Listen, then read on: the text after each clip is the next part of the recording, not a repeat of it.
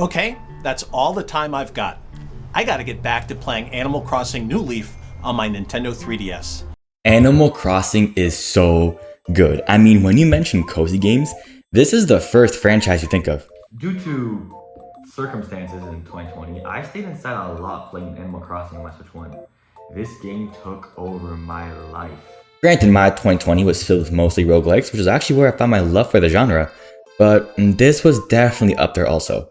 However, something was missing from New Horizons, and that something was that it just wasn't Animal Crossing New Leaf. Animal Crossing New Leaf dropped on the 3DS back in 2012, and somehow Nintendo managed to create a game that is so addicting, it can easily ruin somebody's life. Trust me, I should know. If you couldn't already tell by now, this one is my favorite Animal Crossing game by far. And honestly, it probably always will be. I always say that Animal Crossing in general works best on handhelds, as it's really a kind of pick up and play once in a while type of game. Sure, we spent hundreds of hours in New Horizons, me included, but with New Horizons, I usually sit down and play for hours at a time. I'd spend an entire evening moving buildings around, terraforming cliffs, placing furniture, and trying to make everything look perfect. It was fun, don't get me wrong, but it eventually started to feel less like Animal Crossing and more like Minecraft. I'll touch upon this later, but New Horizons gives you way too much control when it came to your island. See, New Leaf never had that problem. I'd open the game, walk around the town for a bit, maybe dig up some fossils, check the shops, talk to a few villagers, and call it a day. Sometimes I only play for 10 minutes, sometimes I play for an hour. It didn't matter because the game never made me feel like I was falling behind. A lot of modern games feel like this, like they're demanding your attention every single day. New Leaf always felt happy to see you, whether you be gone for a day or even a month. Sure, your villagers might guilt trip you a little bit to come back, but that's just part of the charm. This also has a pretty funny development history. I have a quick confession to make that I will fix another day, but I never actually played Animal Crossing Wild World. I know. Tragic. But I love Animal Crossing City Folk. Turns out, these guys didn't. Why? Well, apparently it's a great game, but it was just too damn similar to Wild World, and these guys didn't even give it a chance. I mean, look at this. So they wanted to take everything in a different direction. But enough yak. Let's get into the actual game. The game opens up with you riding on a train into a new town. During the ride, you meet Rover, the iconic cat who starts asking you questions. The funny thing is, all these questions are secretly how you customize your character. This is such a cool way to create your character rather than a bland screen you see in New Horizons. Your name, gender, and even parts of your appearance were determined through this conversation. It also felt natural. When I was a kid, I was completely thrown off guard by this. Like, it created me perfectly with no menu. Yeah. How old do you guys think I was when I got this game? Just kidding. This is actually a new save file. I just recreated my old character. I couldn't record 3DS footage properly for this episode, so I created a new save, and this really is the best it's gonna get. For now. But it's fine, because this guy is just too iconic to be left forgotten, and I already have some progress here, so it's fine. Everything's fine. Back on track. Isabelle, who actually debuted for the first time in the series in this game, yeah, crazy fun fact, actually welcomes you as the mayor of the town. Before you can even get to explain anything, you've literally just got off a train and have no idea what's happening. Everyone starts congratulating you because they believe you're the town's new mayor. Now, why did the entire town elect a complete stranger into public office? Off the bat, this is such a cooler setup than New Horizons. I get the game was completely different in terms of, well, everything, but it just seemed too grand, you know? And that leads me into a really crucial point about this game that I stated before. New Horizons gives you way too much control in how you play the game. A lot of casual fans don't know this, but you know you couldn't place furniture outside before. You know that, right? Many people saw this as an upgrade, however, I honestly think it ended up creating a completely different type of game. See, in New Leaf, your town never felt like a blank canvas. It felt like an actual place. The river was where the river was, the cliffs where the cliffs were, and the villagers decided where they want to live, whether you liked it or not. Sometimes they plop a house directly on top of the hole you used to take a shit, and there was absolutely nothing you could do about it. Well, I mean, later on you could just move the house later, but anyway, yeah, it was annoying. But you weren't designing a town, you just happened to be in charge of one. And before anyone gets mad at me, I'm not saying customization is bad. Some of the islands people made in New Horizons are genuinely unbelievable. People basically turned the game into an interior design program. I've seen islands that look like cities, amusement parks, strip clubs. Yeah, okay. But the appeal was always adapting to the town you're given, working around its weird layout, getting attached to random little spots. Hell, it was so imperfect that when you move over something for a long time, the grass starts to fade.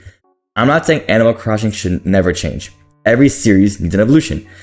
And asking for a step back is pointless and stupid. Go ahead, experiment with new ideas, see what works and see what doesn't, and what eventually comes out as Sonic Superstars. I'm not saying these are bad, they're actually great, amazing even. I will just always prefer the old system. Speaking of the old system, how did it even work? Well, I'm so glad you asked. Barely sentient guy almost passed out of his computer watching this episode waiting for me to talk about Sonic Unleashed. Don't worry, I know who you are. These are called public work projects. Throughout the game, villagers would occasionally come running up to you and say that they had an idea for a new project. Once they suggested it, that project became available for construction. This unfortunately meant you couldn't just place everything immediately. Think of it like Bridges in New Horizons. A lot of projects had to be unlocked naturally by playing the game, interacting with the villagers. The projects themselves range from useful structures to, shit like this. Wait, shouldn't these already be installed? Hold on. You had things like bridges, campsites, and streetlights, a police station for some reason. I don't know why you need that here, but okay. But you also had stuff like windmills, water fountains, and lighthouses, and other random structures to make your town feel lived in. Like, don't think this is a tactic progression. It's not. You can just do this. You didn't have to build shops like this. Those were reserved for something called Main Street. All the major shops in the game aren't scattered throughout your town. Instead, they were put in a separate area called Main Street, which sat just north of the train station. Every time you entered, it felt like you were heading into the town's little downtown strip, and everything was just all lined up. When you first start the game, the Main Street is actually pretty damn small. You got the basic services like Tom Nook's homes, a post office, a few other shops that are just really minor and small. It's nothing too special at first, but the more you play, the more it grows. As you spend bells, visit shops, and meet certain requirements, new businesses begin to open up. Existing stores get bigger and receive upgrades, and the vibe just completely changes. What starts off as a tiny shopping area slowly transforms into a bustling downtown district filled with new buildings, services, and a club for some reason. I don't know why this isn't a New Horizons, but this is like the quote end goal of the game. Like the basic roll credits, yada yada. The club is run by Dr. Shrunk, an axolotl comedian whose entire personality is to be telling terrible jokes. Jesus. I know this was intentional, but oh my god. Before the club opens, he'll ask you to collect signatures from the villagers to prove that this town wants a comedy club. Eventually it gets turned into a dance club, but once enough signatures are gathered, Club LL opens on Main Street and credits roll. You can now play as Luigi. Congrats. The 3DS camera is also home to one of my favorite features, the QR codes. You can send in custom designs from really talented people so that dumbasses like me didn't have to attempt to draw stuff. This game honestly feels like a sequel to every Animal Crossing game, ever.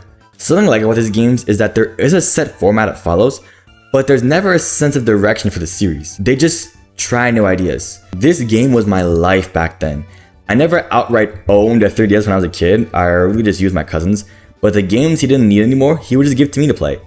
This is how I played Pokemon Black and White, my first ever Pokemon games.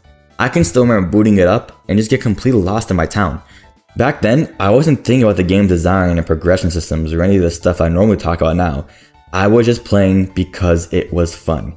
Animal Crossing will never be like this ever again, and that is perfectly fine. It's great even.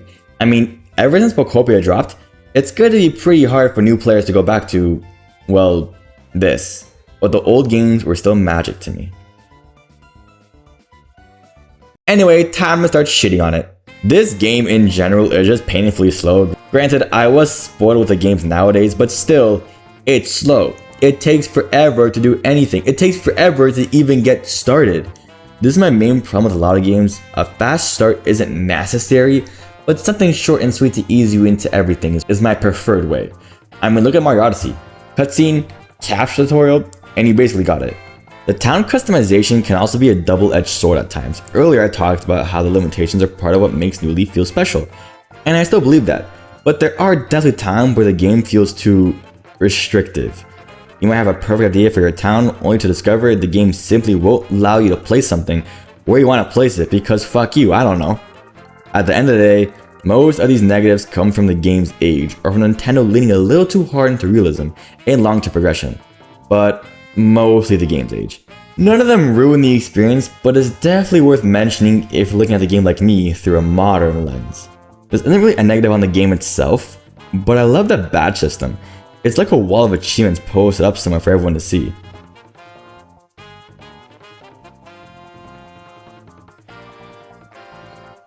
Well, that sucks. This single complaint created my favorite Reddit post of all time. You can change a lot of stuff in this game, but not the color of your skin. Why? You have to physically sit outside and tan to get darker. It really ruins the whole world building, because imagine someone like Jaden plays this game. It should be about 5 more years. Regardless of all of that, I will never stop loving this game. I knew this wasn't going to be a very long episode, so let me drag this out just a little more. This wasn't just another game I played growing up. It was the game. The one I consistently come back to. The one that somehow made doing absolutely nothing feel like the best way to spend an afternoon. Maybe that's why so many people still talk about it over a decade later. Not because of having the best world, I admit that one does go to New Horizons, but because it made you care about your town, about your villagers, about that random bench you spent the whole day building. Seriously, why do these take 24 hours? Holy shit. New Horizons may have sold millions of copies and introduced an entire generation of Animal Crossing, but when I think of the series, my mind will always go back to New Leaf. To my little town I named after Pokemon. To Main Street. The Club LOL that I visited a total of 3 times. To checking on my villagers after school and seeing what changed. So yeah, thank you New Leaf. For making me fill all my tests and school assignments. I'm sure my middle school teachers loved you.